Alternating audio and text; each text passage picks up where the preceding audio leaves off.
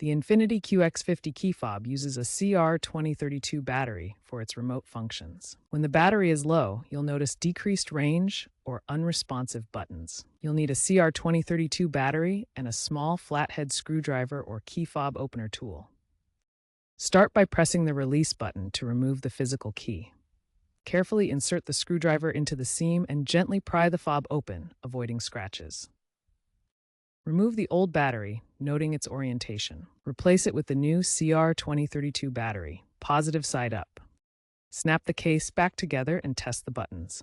This is a user-serviceable design, similar to other Nissan models. Remember to dispose of the old battery responsibly.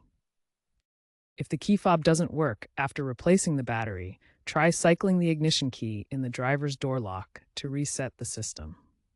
If problems persist, visit a dealership for reprogramming, especially for 2025 models, which may need professional assistance. Avoid excessive force when opening the fob to prevent damage, and use quality batteries to avoid leaks.